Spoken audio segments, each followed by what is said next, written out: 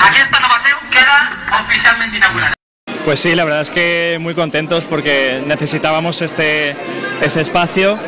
Por fin podemos tenerlo, disfrutar de él, sobre todo los alumnos que... Bueno, por fin consolidar un poco un lugar, porque hemos tenido algunos años que por circunstancias hemos tenido que ir cambiando, que sea un referente, ¿no? El lugar para todo el alumnado.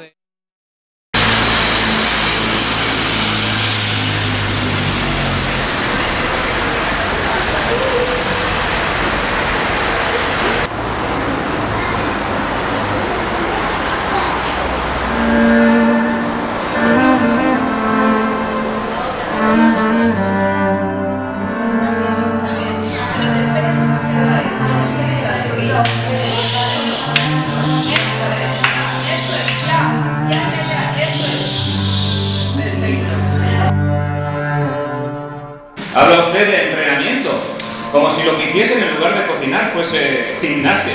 Es que hacemos gimnasia con los sentidos.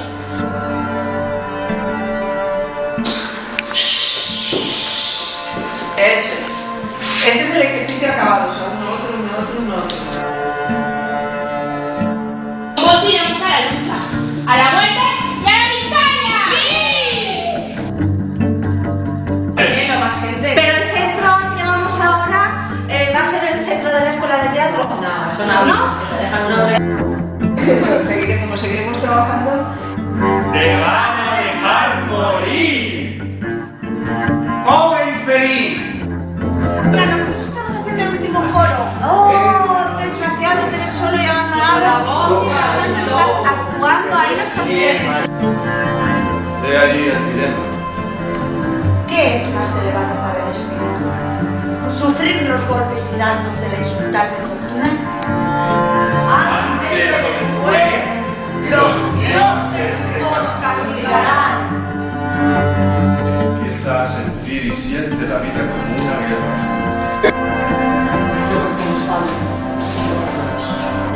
Era una noche lluviosa, o sea, que sea grande para que acompañe y vea. Ha sido horrible, ha sido lo peor que ha podido suceder para ti. Requiere creatividad. El que estáis teniendo es poco energía, manejo y sol del cielo. ¡Lucharemos valerosamente! Oscuro. Me parece que vaya detrás, pero porque no se lo sabe, o porque vaya detrás realmente en canon. ¿Notáis la pequeña diferencia?